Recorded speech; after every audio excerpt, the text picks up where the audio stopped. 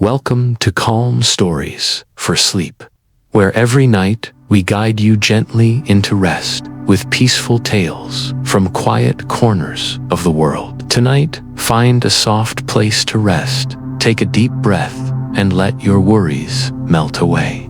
There is nothing you need to do now except listen and relax. The rain is falling gently outside, and with each drop, your thoughts slow down like leaves drifting on a quiet stream. We're about to journey to a place beyond the rush of time, where memories sleep in gears and springs, and stories wait to be wound anew. Before we begin, if you enjoy calm, comforting stories like this, don't forget to subscribe so your next adventure is always close at hand. Now, let the story begin. Chapter 1. The Clockmaker's Silence. Stillwater Hollow was a village wrapped in mist. It rested in the curve of a gentle river, hidden between sleepy hills and whispering woods. Few travelers ever found it, and those who did never quite remembered the way back. In the center of the village stood a peculiar little shop. Its windows were round and fogged with age, its roof mossy and low, like it had grown from the earth itself. A crooked sign hung above the door, carved with delicate letters: Eloen Wren, timekeeper and repairer of moments. Eloen, the shop's owner, had lived in Stillwater Hollow for as long as anyone could remember. She was a small woman with silver in her braid and spectacles perched permanently on the edge of her nose. She spoke softly, rarely, and only when needed, but her clocks did all the speaking. They filled her little shop, ticking in gentle harmony. Tall grandfather clocks stood beside tiny pocket watches and curious contraptions with hands that turned backward. Each one hummed with a different kind of memory. The villagers said that if you stood very still, you could hear stories inside them, and Eloen listened. Each morning, she wound the clocks and whispered to them. Her fingers, delicate and worn, moved with the care of someone mending something precious. She never rushed. Time, after all, was not something to be hurried in Stillwater Hollow. But that morning, something was different. The bell above the shop door jingled once, then twice. Eloen looked up, surprised. It wasn't often that strangers found their way here. In stepped a young man, soaked to the bone from the rain. His coat clung to him like a forgotten memory. His eyes, wide and uncertain, scanned the room full of ticking time. "Are you the clockmaker?" he asked. Eloen nodded, motioning for him to step further inside. She gestured toward a chair near the hearth, where a kettle already whispered over the flames.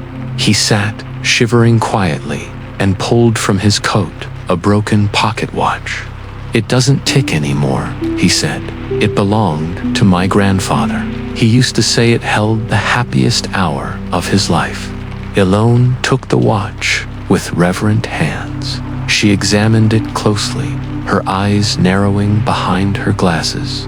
"Some moments," she said finally, her voice like wind over water, "hide when they are hurt. We will coax it back."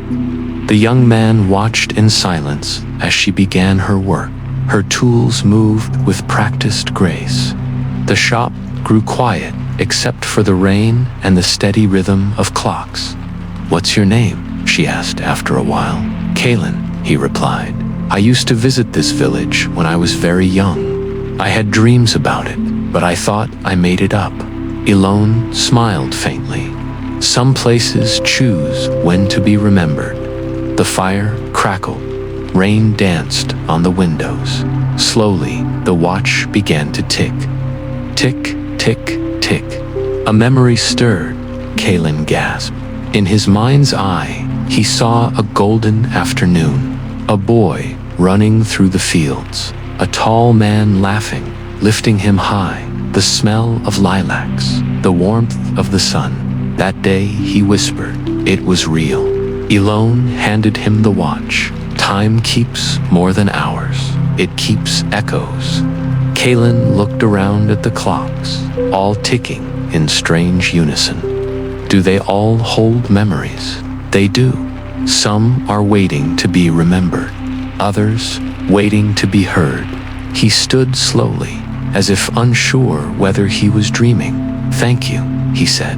I didn't know how much I had lost. Eloen only nodded.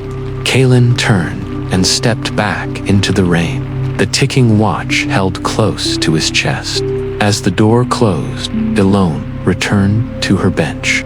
She picked up another clock, one whose hands had not moved in years. Shall we begin again? She whispered, and the ticking began. The compass that dreamed. Stillwater's days were silent, but his nights were filled with whispers. He often wandered his cluttered workshop after dark, fingers brushing across forgotten gears, dusty schematics, and broken bits of time that no longer ticked. But on this particular night, the silence felt different. It was softer, listening. As the rain tapped gently on the workshop's windows, Stillwater moved a stack of old ledgers aside and discovered something unusual buried beneath a moth-eaten cloth. Around, its casing was unlike anything he'd ever seen, etched with stars that moved ever so slightly, rearranging themselves when he blinked. In its center, the needle didn't point north. Instead, it spun slowly in a spiral, like it was thinking. Stillwater turned the compass in his hand. It was warm. He placed it on the workbench. You're not broken, he whispered. You're waiting. Suddenly, the compass needle stopped. It pointed not toward the door, nor the mountains, but directly to a forgotten drawer tucked beneath his father's old desk. Stillwater followed it. The drawer had been jammed shut for years, swollen with time and secrets. With a grunt, he forced it open. Inside was a single sheet of parchment, curled with age. No ocean, there were no country names, no oceans, no cities.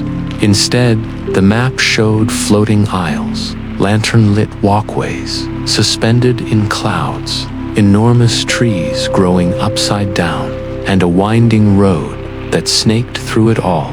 Follow the compass. Where it points is not where you go, but what you need to remember. Stillwater sat down hard on the stool beside him. He hadn't thought of his mother in years, not truly. She had vanished when he was just a child, her belongings left behind like echoes. All right then, he said softly. Let's remember. Stillwater spent the next week preparing the compass, spun each morning, and pointed to small, forgotten corners of his home. An old coat his mother used to wear. Each memory brought a smell, a sound, a heartbeat he thought he'd lost. The more he followed the compass, the clearer things became, not just about her, but about himself. The way she laughed, the way she hummed while sketching stars, the way she'd called him her little second hand, always ticking, always curious. On the seventh evening, the compass needle stopped, again this time pointing directly toward the wall. Stillwater looked closer. Beneath the faded wallpaper, he found a thin seam. Inside was a narrow stairwell, spiraling down. At its end, a single lantern glowed with soft green light, resting beside a wooden door carved with the symbol of a crescent clock. The compass hummed. Stillwater stepped through. He found himself in a room that did not exist in his house or in any place he knew.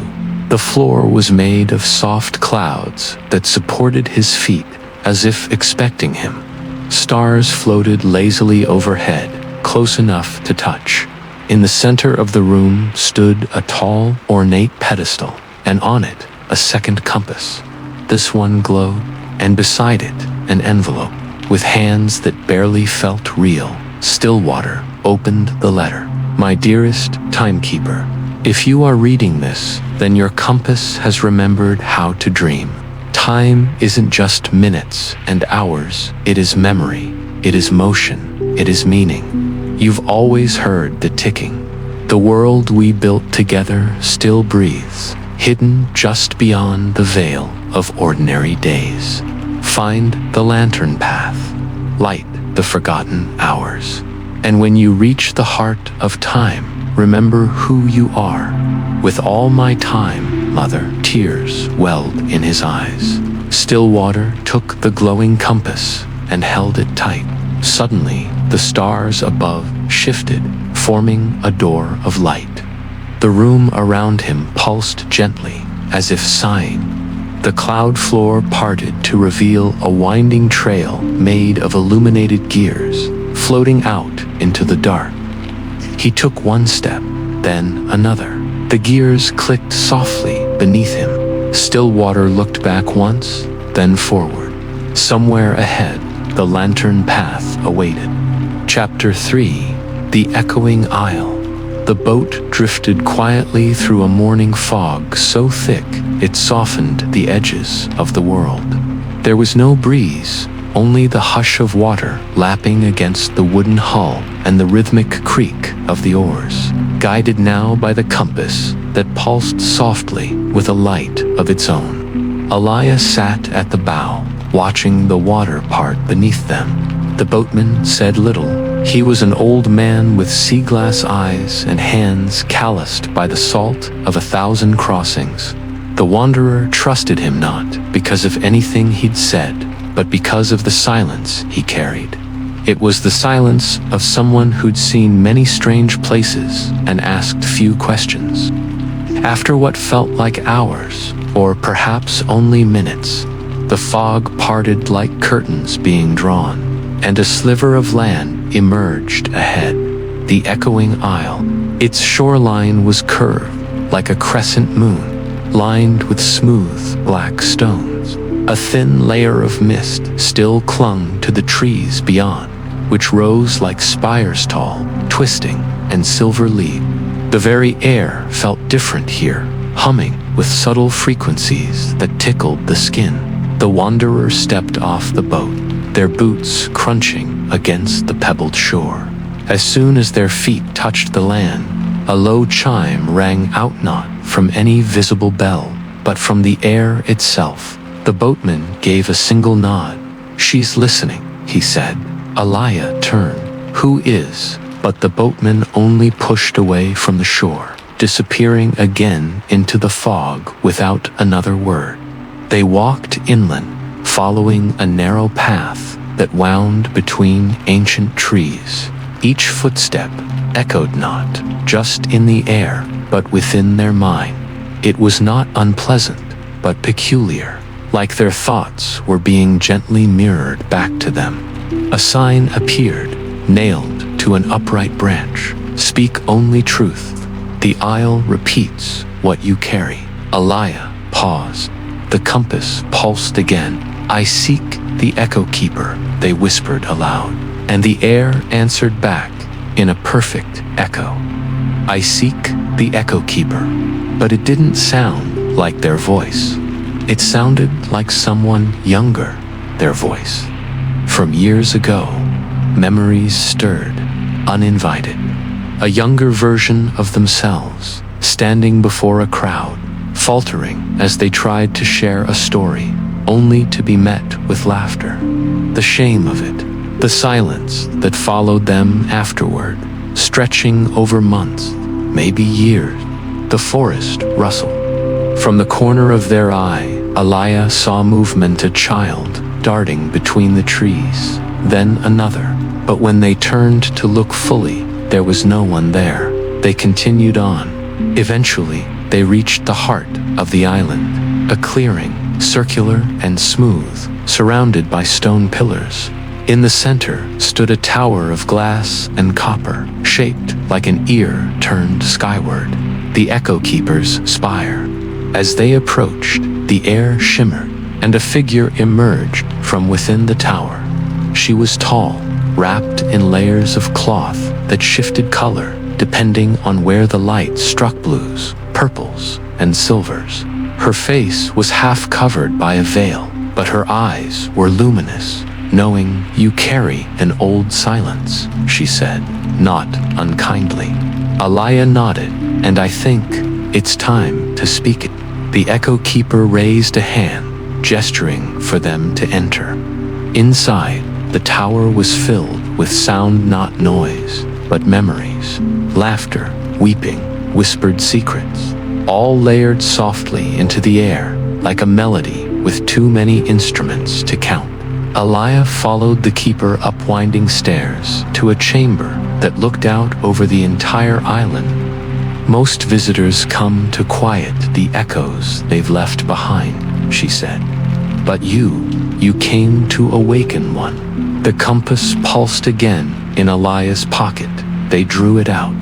It spun slowly, then pointed to the center of the room.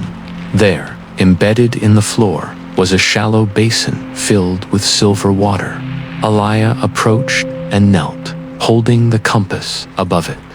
The moment the compass hovered over the surface, a ripple moved across the liquid.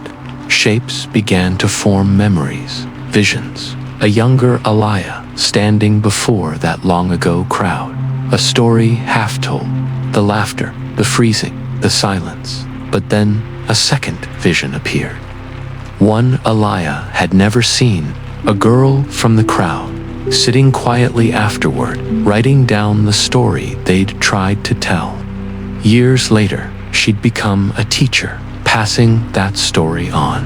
Then another vision, a boy who had seen Eloen falter, and from that moment realized that vulnerability was a kind of bravery. He later became a singer, standing proudly in front of others. The keeper knelt beside Eloen. "Echoes do not only haunt," she whispered. "Sometimes they heal." Eloen watched the compass grow still.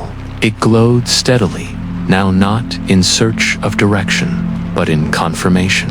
"You have reclaimed this part of yourself," the keeper said. "Now the island gives you its gift." She handed Eloen a shard of mirror glass. Within its reflection, they saw themselves not only as they were, but as they had been. All versions of Eloen stitched together. "Carry this," she said. "It will let you speak your truth in places where silence reigns." Outside, the trees sang softly. The island no longer echoed Elia's thoughts. It harmonized with them. They descended the tower. As they walked back toward the shore, the mist returned, wrapping the path like a blanket. But this time, Eloen felt no uncertainty. They reached the beach. The boatman had returned. "Did she answer you?" he asked. "She showed me I already had the answer," Eloen said. The boatman nodded, clearly satisfied. As the boat pulled away from the echoing isle, Eloen looked back one last time. The spire gleamed through the fog. A final whisper drifted to their ears. Your voice was never lost, only waiting. Chapter 4. The Garden of Winged Hours. By the time Eloen and the tortoiseshell moth reached the other side of the echoing isle, the landscape had changed yet again. The air carried the scent of lavender and mint, and the ground beneath their feet turned soft and mossy. Strange, bird-like clocks flitted from tree to tree, their wings made of paper-thin gears that shimmered in the dappled sunlight. The moth, still aglow with a steady warmth, turned to Eloen and said, "This is the Garden of Winged Hours.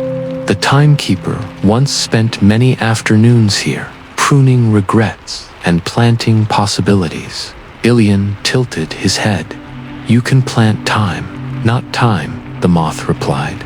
"Moments, and some moments grow wings." They passed beneath a high arch woven of silver vines. Inside the garden, paths of crushed glass sparkled in soft pastels, leading through meadows of dream dandelions and memory thistles.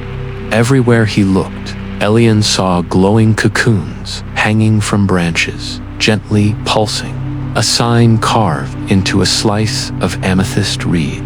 Please walk softly, dreams are still growing. The deeper they went, the quieter everything became. Even Eloen's thoughts felt muffled, like he was wrapped in a velvet blanket of hush.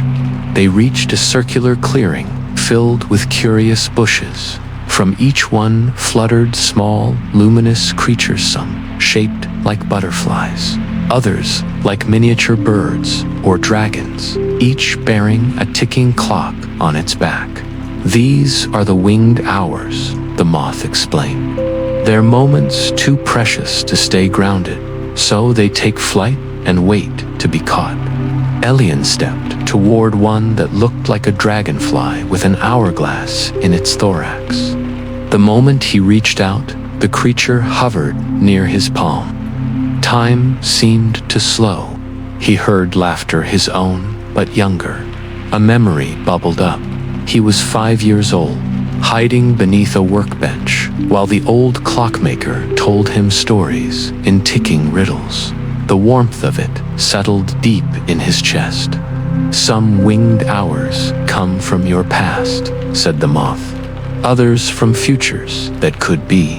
One flew past them, leaving a trail of twinkling sound like wind chimes. That one hasn't been chosen yet, the moth noted. Some moments never land. They wandered further until they reached the heart of the garden, a spiraling tower made of bronze and branches, with steps shaped like crescent moons. Time hung thick in the air here, syrupy and still. Inside, they found a figure trimming what looked like a vine made of ribbon and mist. She was tall, with eyes of twilight and gloves embroidered with dates. Time bloomed and curled around her fingers like obedient ivy. Eloen, she said, without turning, you've come to prune what no longer grows. He blinked. You know me. I know all who carry the echo, she said, and turned to reveal a face both young and ancient, kind and strange. I'm the gardener. I tend what time forgets. She handed him a pair of silver shears that hummed faintly. There's a part of your heart that's overgrown, a fear that never bloomed properly. You must trim it. The moment Eloen touched the shears, the garden around him blurred. A new space unfolded before him, an orchard of suspended memories.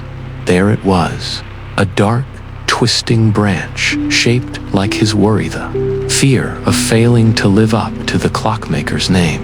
It pulsed with anxious light, hands shaking. He raised the shears. What if I need this fear to keep going? The gardener stepped beside him. Fear is a seed, but even seeds must grow or they rot. Prune it and let what's healthy remain. He snipped the branch. A great gust of air whooshed outward. The garden shimmered.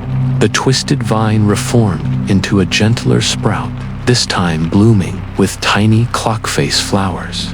Relief washed over him. The gardener smiled. Now you're lighter, ready for what's next. She reached into her cloak and pulled out a seed, a small, glowing sphere that pulsed with potential. This will bloom only where truth is spoken, she said. Carry it. When the time comes, you'll know where to plant it. Eloen took the seed. It felt impossibly light. As they stepped out of the tower, the garden had changed again. The sky was lavender, and dozens of winged hours circled overhead, trailing dreams like ribbons. One dipped low, brushing Eloen's cheek. He saw a vision, a great clock tower overrun with vines and shadow, a shadowy figure tearing pages from a glowing book, and his own hands holding a lantern filled with stars. He gasped.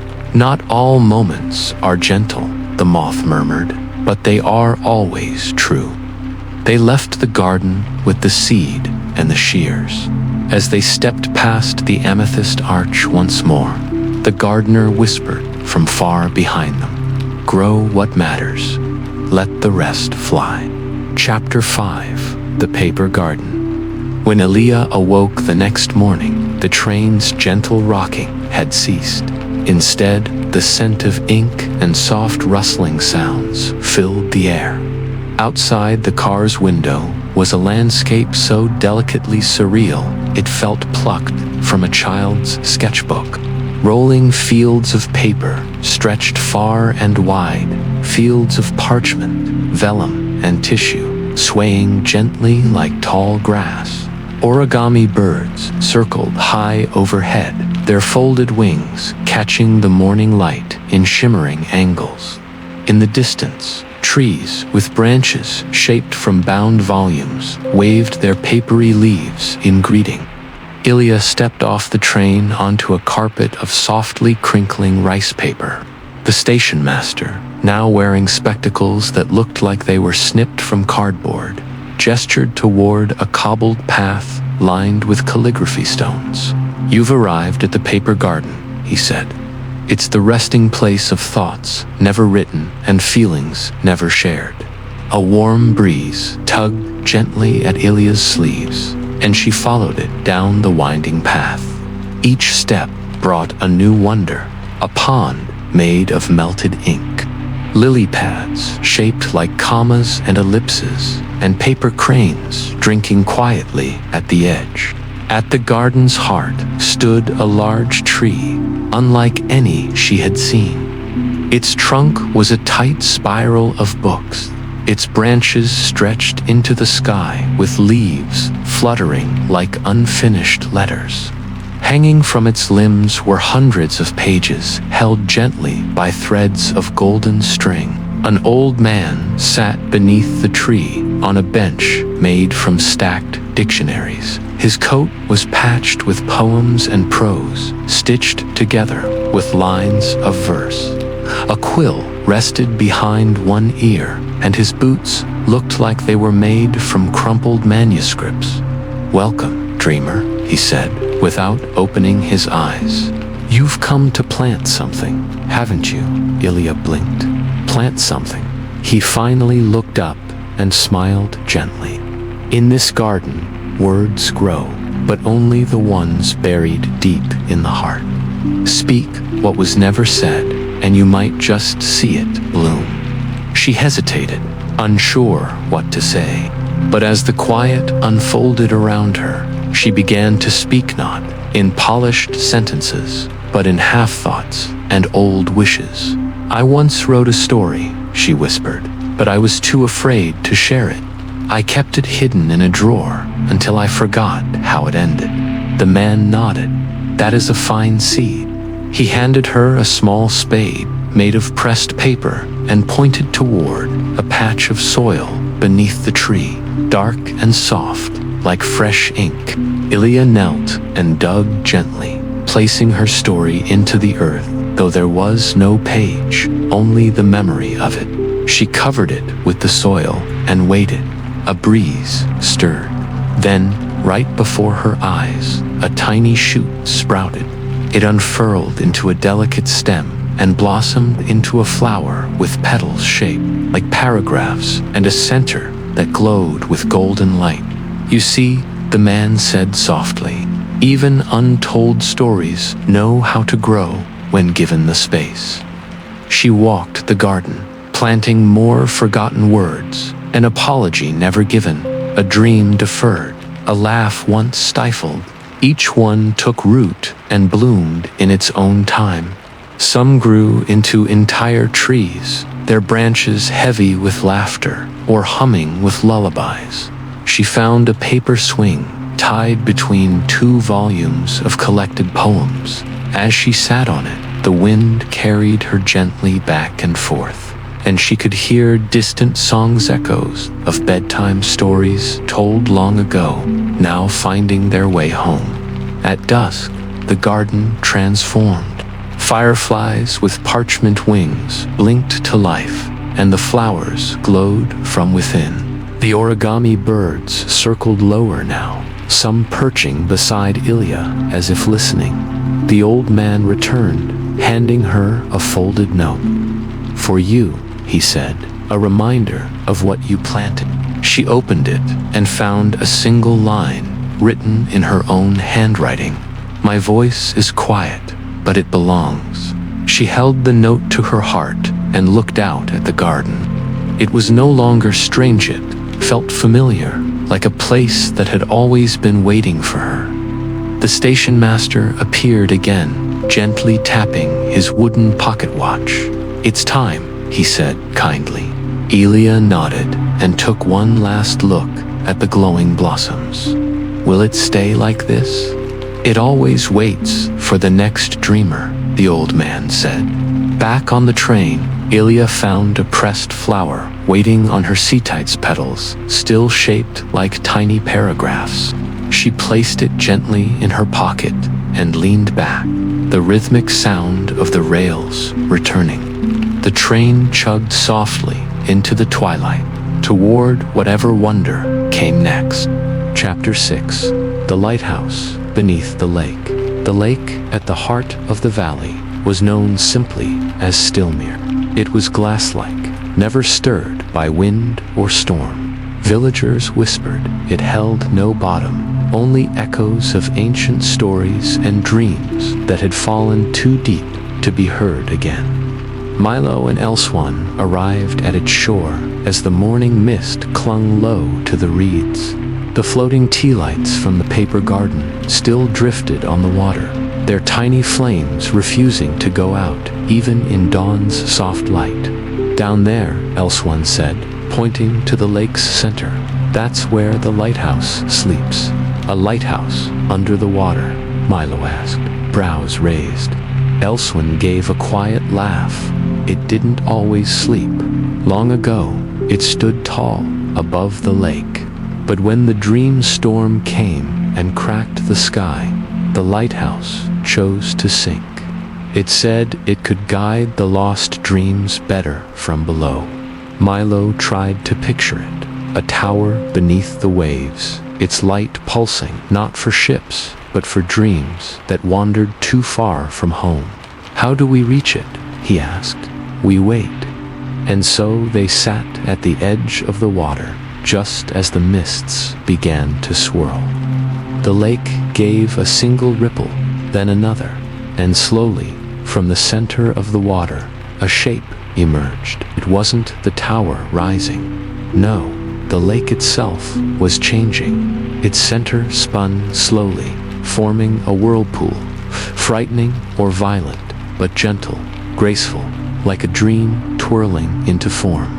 A boat rose from its center, carved from driftwood and mirror glass. "No oars, no sail. It remembers you," Eloen whispered. They stepped inside, and the boat began to glide. The lake shimmered around them, the water now glowing faintly, like starlight had soaked into its depths. As they moved farther from shore, the reflections began to shift. Instead of showing the sky or the boat, the surface reflected memories. A boy staring at the moon, whispering a wish to see his mother again. A lantern falling from a tree, only to be caught by a sleeping bird. A train that stopped in a forgotten station, waiting patiently for someone who never returned. "These are lost dreams," Eloen said, "ones that never found a place to rest." The boat slowed as the whirlpool opened wider beneath them, and then, without a splash or tremble, they descended. Beneath the lake, it was not dark. Light filtered in all directions, soft and golden, like sunlight through honey. Fish made of glimmering thread wove patterns in the water, and eels of ink curled through passing bubbles that sang like distant flutes. At the lakebed stood the lighthouse. It leaned slightly to one side, as if exhausted but still steadfast. Its windows pulsed with dim light, and its spiral roof held rooms that turned like gears. The boat drifted gently to the base. As they stepped out, the sand beneath their feet felt like velvet.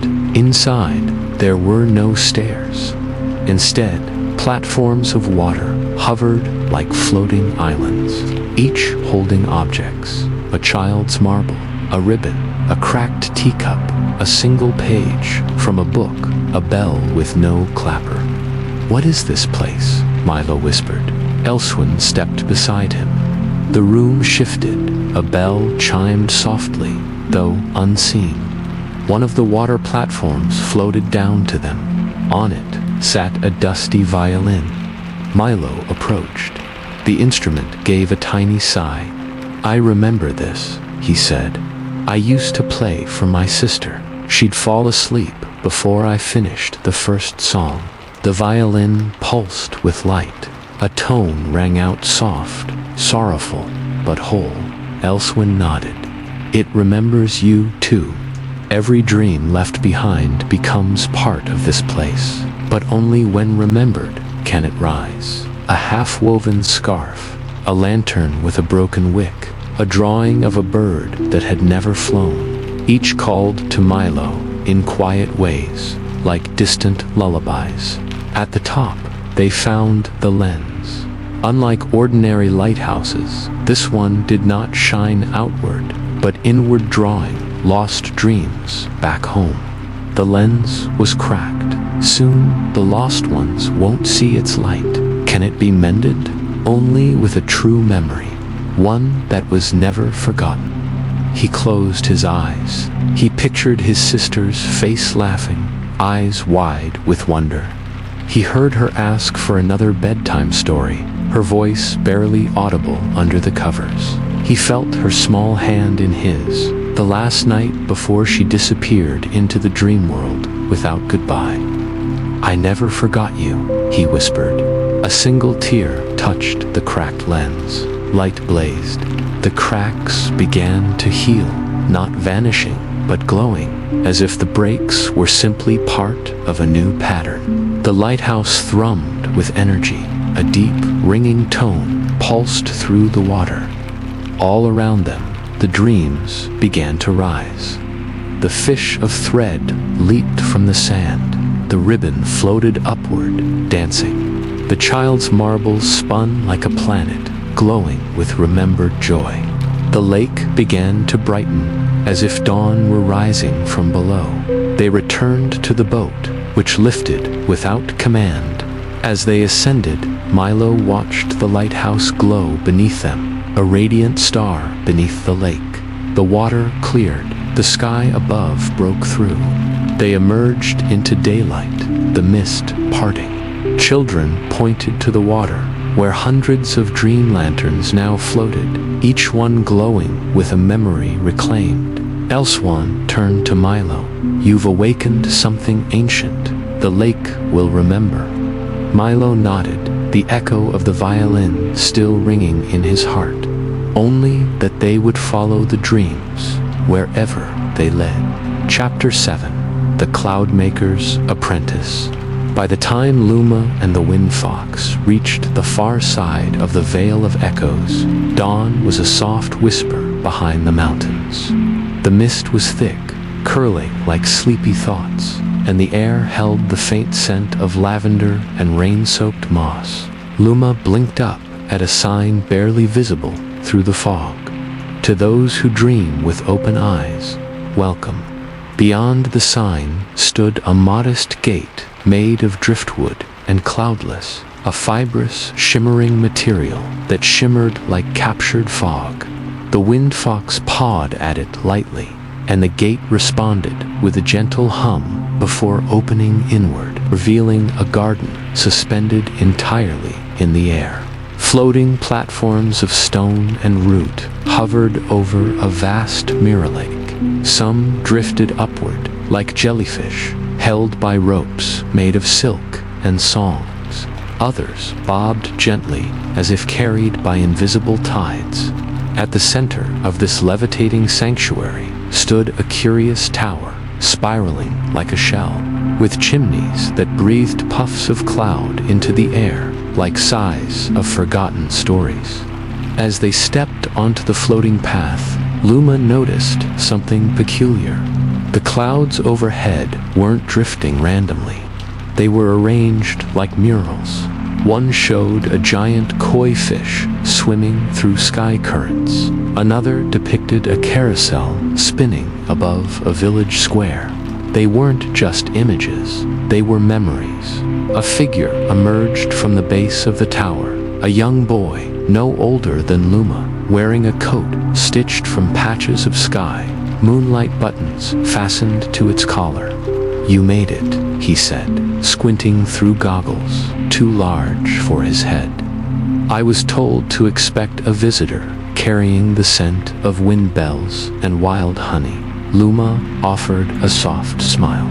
"You must be the Clockmaker's apprentice." "I'm Pip," the boy said proudly.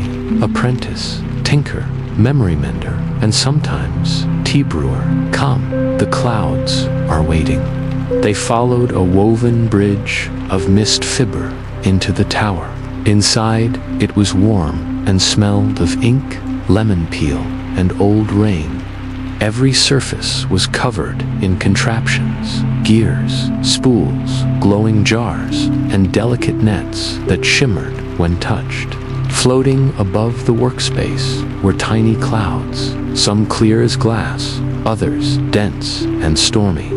Luma watched one flash briefly with lightning, then release the faint echo of laughter. "Are these memories?" she asked. Pip nodded, climbing a ladder to pluck one from the air. He held it gently, like a bird's egg. Clouds are where old emotions go, especially the ones people try to forget. We gather them here, soothe them, then turn them into dreaming weather, soft rains, drifting fog, the kind of mist that makes people feel nostalgic for something they can't name. He turned to Luma.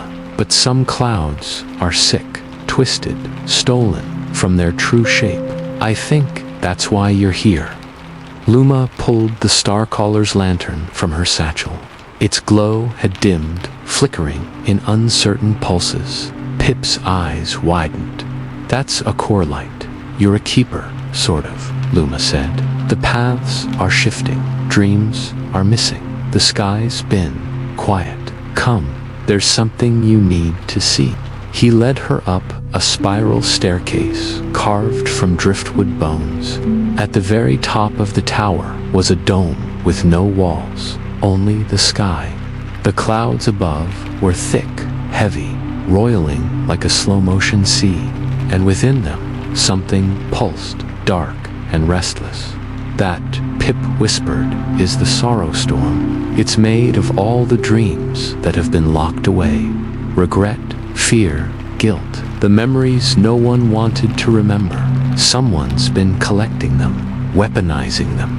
The clouds churned in time with something distant, like a heartbeat too big to belong to anything mortal. "I don't think it was always meant to be a storm," Pip said. "Once, it might have been a lullaby."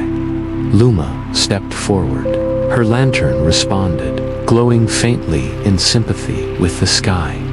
She felt the ache of the storm, the longing inside it. It wasn't just sorrow, it was memory that had been denied the chance to be soothed. "Can we heal it?" she asked. Pip smiled faintly. "We can try." They descended into the lower chamber, where the Clockmaker's loom stood, larger than any Luma had ever seen, even grander than the Starweaver's. It was shaped like a bird in flight, its wings wide and trembling with sky thread. The bobbins held colors Luma had no name for, hues that felt like lullabies or the pause between raindrops. "We'll need your lantern and your story." "My story, my story," Pip nodded. "Every keeper has one. Every traveler who touches the dreaming world must offer part of themselves to fix it. It's how balance is restored." Luma hesitated, then closed her eyes. She let the lantern rest on the loom. It pulsed. "I was born in a village where the stars fell silent," she whispered. "We forgot how to dream, not because we stopped believing, but because we were afraid. afraid of what the dreams might reveal. The loom responded. Threads leaped from the spools, weaving a tapestry in the air. A young girl sitting alone beneath a withered moon, drawing constellations in the dirt with a stick. I left, she continued, to find the place where dreams begin, where stories still breathe. The tapestry grew, the wind fox at her side, the whispering reeds, the sky trolley, the lake of mirrors. I'm not brave, she said quietly. I just don't want to be forgotten. I don't want the sky to go silent again. The loom shimmered, and from it emerged a seed of cloud, small, glowing, trembling with possibility. Pip reached for it with cupped hands. This is your cloud, your memory reshaped. It can calm the storm if we guide it. Together, they climbed once more to the sky dome. The sorrow storm raged above them now, not with fury, but yearning. It wanted to be seen, to be understood. Pip raised his hands, the seed of cloud hovering like a candle flame between them. Ready? He asked. Luma nodded. Let's remember. They released the cloud. It rose into the storm, small, bright, unwavering. At first, nothing changed. Then, a ripple. The dark clouds shifted, touched by the light. And from within the storm, a sound emerged. Not thunder, but humming. A lullaby, ancient and gentle. The storm began to weep. Soft rain, falling in threads of gold. All across the dreaming sky, clouds peeled back to reveal long-lost constellations, shaped not like heroes or beasts, but like children's scribbles, lullabies, and lanterns. Shapes no one had seen for centuries. The storm had not been an enemy. It had been a forgotten song, waiting for someone to sing it again. When the rain stopped, the sky was clear. Pip stood with tears in his eyes. You did it. No, Luma said softly. We did. Below them, the mirror lake shimmered. In its reflection, Luma saw not just herself, but all the dreamers whose memories had helped form the cloud. Children, poets, dancers, caretakers, stories stitched into sky. The wind fox nuzzled her hand, then let out a tiny sneeze that released a puff of glittering mist. Even the air seemed lighter now. Pip turned to her with a hopeful smile. Will you stay? The clouds need tending, and I've never had a friend who could carry the storm in a lantern. Luma hesitated. I'd like to, but there's still more sky to walk, more stories to unearth. Pip nodded. Then promise me one thing, anything. Come back when you're ready. Luma smiled, clasping his hand. I promise. As she stepped off the floating path, the wind whispered around her, not in words, but in feelings. Gratitude, warmth, belief. The lantern at her side glowed with a new symbol, a spiral of clouds and light, forever in motion. A memory reclaimed, a storm remembered, a dream reborn. And as the sky turned to twilight once more, Luma walked onward. The path ahead shimmered with possibilities. Chapter 8. The Garden of Forgotten Names. The path from the Cloudmaker's tower unraveled like ribbon, wide and dreamlike, speckled with bits of starlight that shimmered even under the morning sky. Luma walked with a quiet smile, the wind fox at her side, her lantern now heavier with gentle light and recent memories. The clouds above had softened, no longer heavy with sorrow, and the breeze carried the scent of new beginnings, rain-kissed petals, lemon balm, and just a hint of dew. They passed through an orchard of silver-barked trees, their leaves whispering lullabies in tones only the very sleepy could hear. The ground was soft with moss, and every now and then a petal would drift past, though no flowers could be seen. At a bend in the trail, the wind fox paused, its ears twitching. Luma followed its gaze to a wooden arch ahead. Vines twisted around it like elegant calligraphy, and carved into the arch's curve were the words, "Welcome to the Garden of Forgotten Names." Beyond the arch lay a place unlike any Luma had visited. It was silent, not in an empty or eerie way, but in a kind, listening sort of silence. The kind that wraps itself around you like a blanket on a rainy evening. The trees were tall and pale, their bark flecked with soft greens and golds. Delicate blossoms hung from them like bells, swaying even without wind.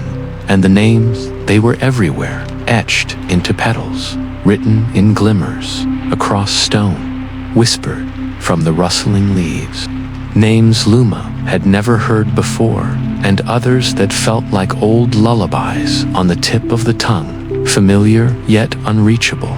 Nilo, Everleen, Mirith, Zadie, Elentide. "What is this place?" she whispered to the wind fox. The fox flicked its tail and led her deeper into the garden. As they walked, a soft chime rang in the distance, then another, not from bells, but from flowers, blooming open as they passed.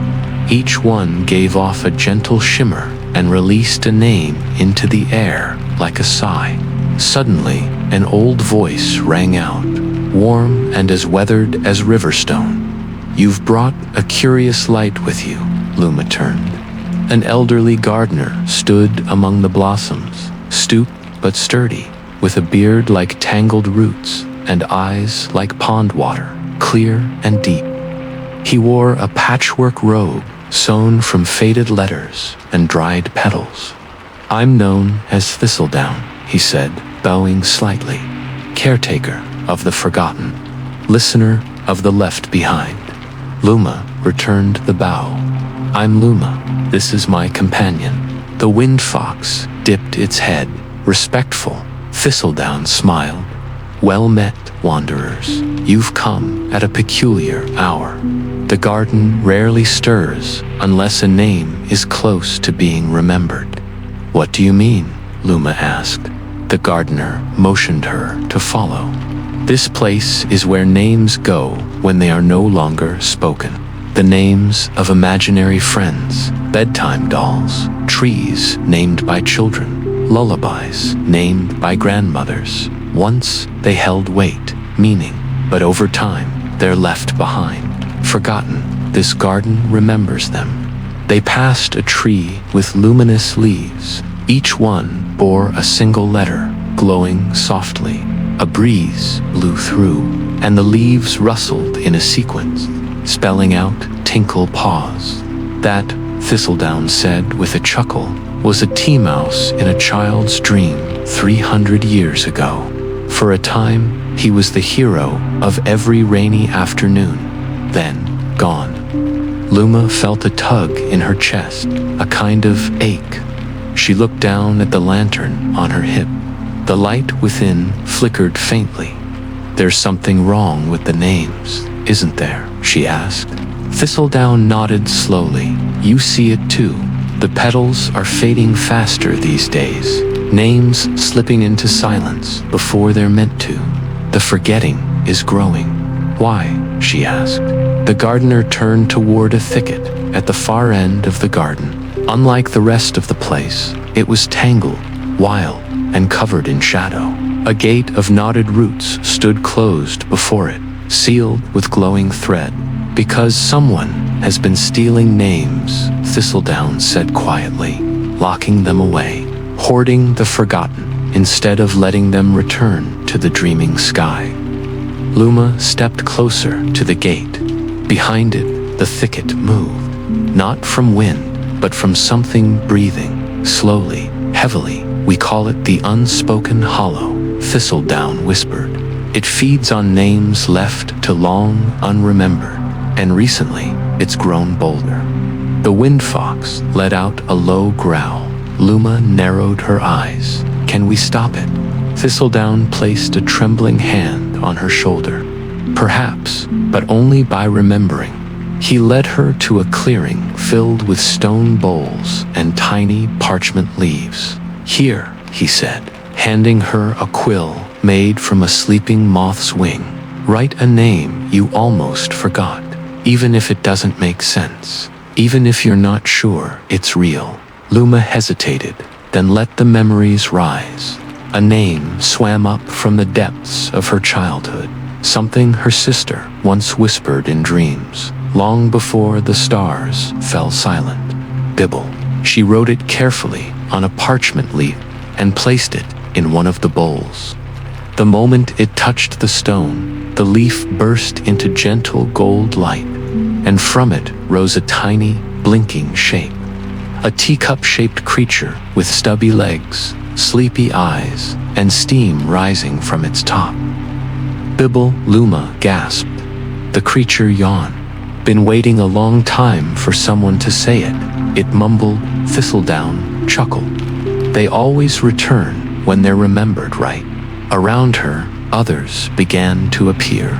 Floating creatures, imaginary pets, ones loved trinkets and whispered names, each glowing brighter than the last. And from deep within the thicket, a growl the unspoken hollow had noticed. That evening, Thistledown prepared a circle of dreaming salt around the garden's edge. Luma, the wind fox, and Bibble stood at its heart, watching as the fog grew heavy with forgotten things. "They'll come," Thistledown warned. "The nameless, the fragments. You must not fear them. Fear makes forgetting stronger." Luma closed her eyes and whispered the names again, the ones she had written, and others she had almost let go of: Tibsy, Orlin, Flittermouse, Lumel. Each name was a spark. The garden responded. Flowers blooming with color, vines untangling, trees standing taller. Then the thicket split open. From it emerged the unspoken. It was not a single creature, but a swarm of lost syllables, broken memories, half-forgotten phrases, and unfinished lullabies. It hissed with the weight of neglect. It stank of stories cut short. It slithered toward the garden, but the names held. Bibble let out a piping chirp and puffed steam toward the shadow. The wind fox raised its tail and howled into the night, not in fear, but in song. Luma stood tall and called the names again, louder this time, her lantern glowing brilliantly. "You are remembered." The swarm shrieked, fragments flying apart like burnt paper. The thicket recoiled, and then silence. The unspoken faded, the hollow shrank, and the names, for that moment, had a place again. By morning, the garden glowed like dawn. Luma stood at the edge, ready to continue her journey. Thistledown handed her a pouch of parchment leaves. "Take these. When you hear a name nearly lost, write it down, speak it aloud. Let it be known again." "I will," she promised. Bibble hopped up onto her shoulder, tiny but determined. "You're coming with me?" Luma asked. The teacup creature yawned again.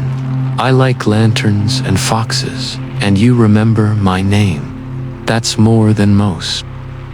With a final wave to Thistledown, Luma stepped through the archway, her lantern swinging gently at her side, the wind fox leading the way. Behind her, the flowers rang softly with names, and ahead, the path sparkled with the promise of memory restored. Chapter 9. The Clock Beneath the Lake.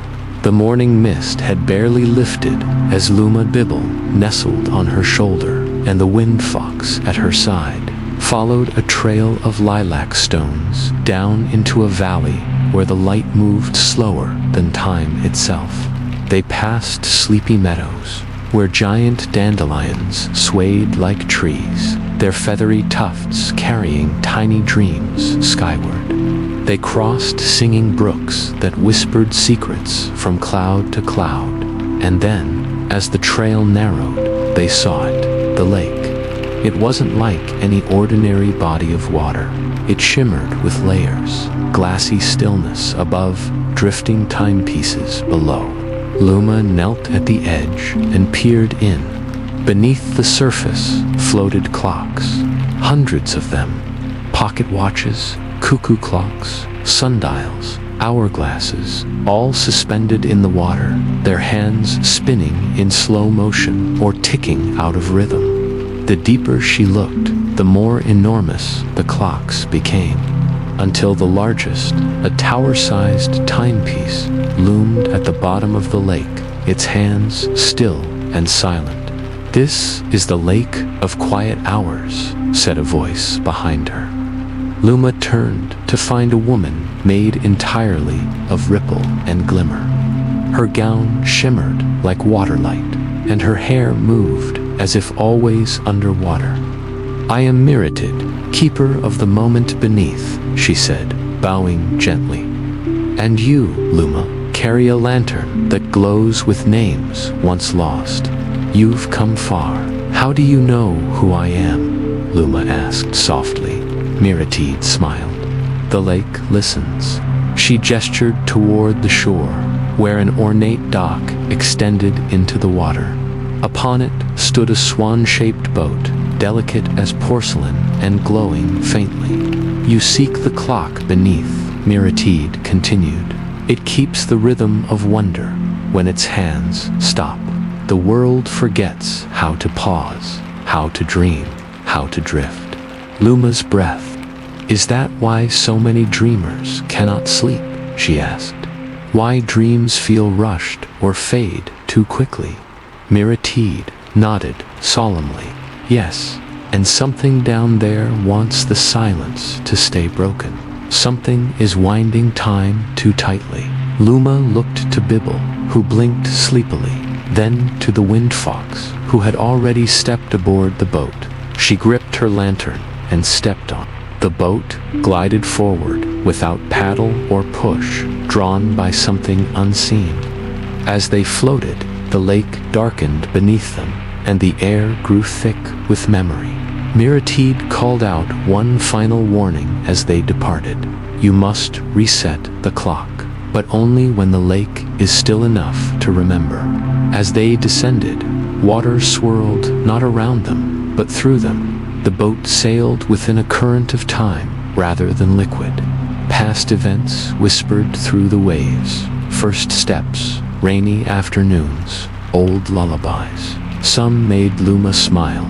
Others filled her with a melancholy she couldn't place. They passed the hourglass reef, where sand flowed backward, forming dunes that shaped and reshaped themselves into distant faces. They passed the tide of teacup time, where dozens of tiny ceramic cups floated in circular spirals, chiming softly in polite conversation. Then came a stillness, a pressure, and finally, the base of the lake, the clock beneath. It lay nestled in coral and silverstone, enormous hands frozen at midnight. Around it, shattered watch gears and broken springs floated slowly, caught in timeless suspension. Luma stepped off the boat, her boots landing gently on glowing silt. The pressure of silence was immense here, not oppressive, but expectant. She approached the great face of the clock. Etched upon it were symbols, not numbers, but images. A sleeping child, a falling leaf, a candle flickering, a cat curled on a windowsill. Moments, the clock measured not hours, but feelings of rest.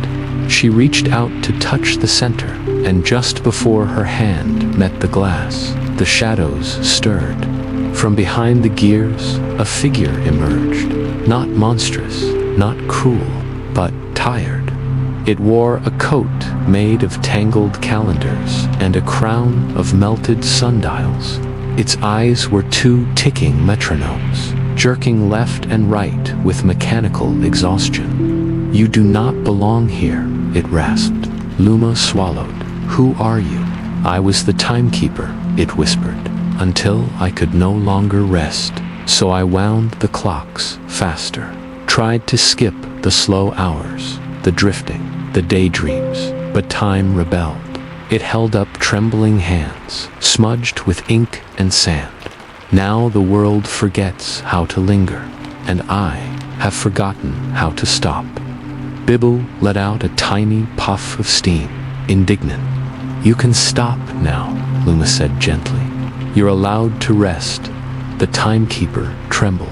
If I stop, who will keep the moment alive? Luma stepped forward, raising her lantern. You're not alone. Everyone holds moments, in breath, in stillness, in sleep.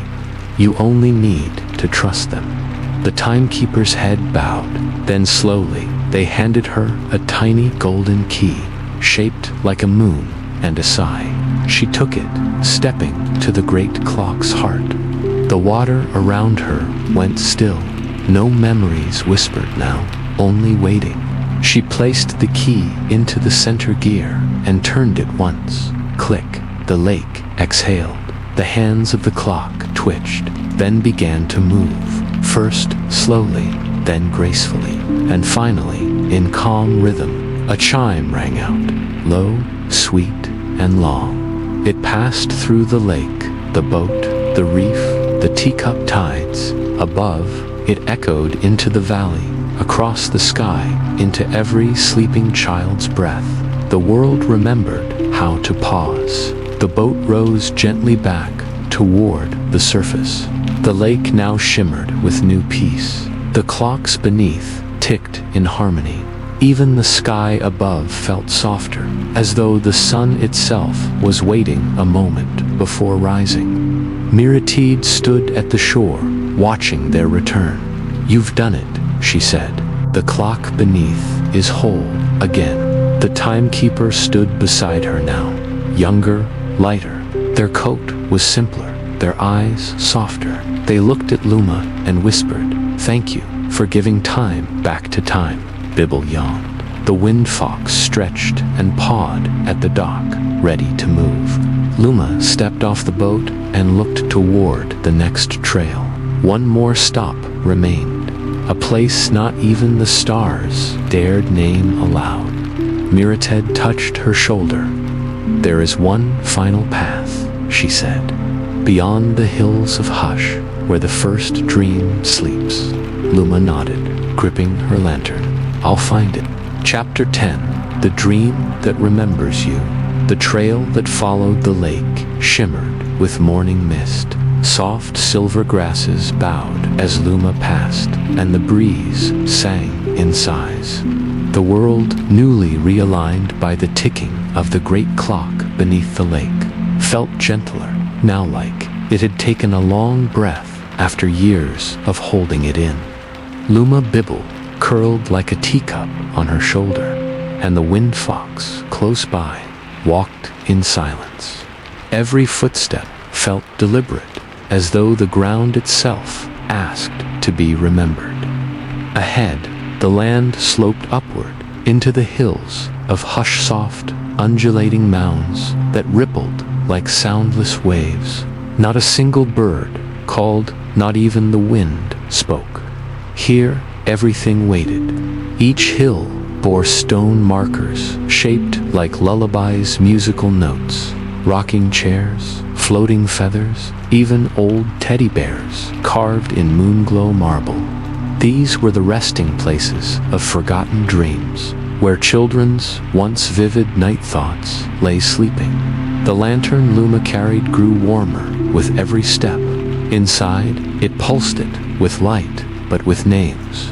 Names that had returned, names of dreams remembered, names of wanderers like her, waiting to find their way back. Bibble stirred. The wind fox perked up, sniffing the air. And ahead, on the highest hill, was a single door freestanding, arched in woven stars, gently glowing. No walls surrounded it, no hinges held it, and yet it stood, waiting. Luma approached slowly. The moment her hand touched the handle, a hush, deeper than silence, settled. Then the door opened, not outward, not inward, but through to a realm that was not a place, but a dream. She stepped inside and found herself floating not falling, not rising, simply drifting. Around her, clouds carried melodies. A cello's breath curled like fog. A piano's sigh folded into stars. Dreams, like fireflies, lit the void. Luma looked down and saw nothing beneath her but memory. She looked up and saw everything ahead possible, gentle, shimmering. Then she heard the voice. "You have come far, Lightkeeper." It echoed all around. Then shaped by mist came the dream. Not a creature, not a person, but a presence. A vast shape of glimmering kindness and deep, ancient rest. It curled in on itself like a sleeping animal. Its body was made of every dream ever dreamt, tense under starlight, whispered secrets, lullabies sung by lantern light. Its eyes were closed, and as Luma approached, it opened one. The color of the first sunrise blinked gently at her. "You are the first to reach me in a long time," it said softly. "I didn't mean to disturb you," Luma whispered, bowing her head. "You didn't," the dream said. "You reminded me to stir." "Why was everything fading?" she asked. The dream breathed in, and galaxies swirled. "Because too many forgot to dream, or believed dreams no longer mattered." "But they do," Luma said. "They remind us how to wonder." The dream smiled gently. "Yes," it said. "And your lantern? It holds more than light now. It holds remembrance." Luma lifted the lantern. Its glow had changed. It no longer flickered. It pulsed softly, steadily, like a heartbeat. "These are names of dreams I've met," she said. "Dreams that were lost. I helped guide them home. You have done what even the stars could not," said the dream. "You helped the world remember its stillness." "Not just me," Luma said. She looked to Bibble, who yawned with a squeaky chirp, and to the wind fox, who lay curled at her feet, tail gently twitching. "And now," the dream continued, "you must make a choice." Luma stood still. "You may stay," it said.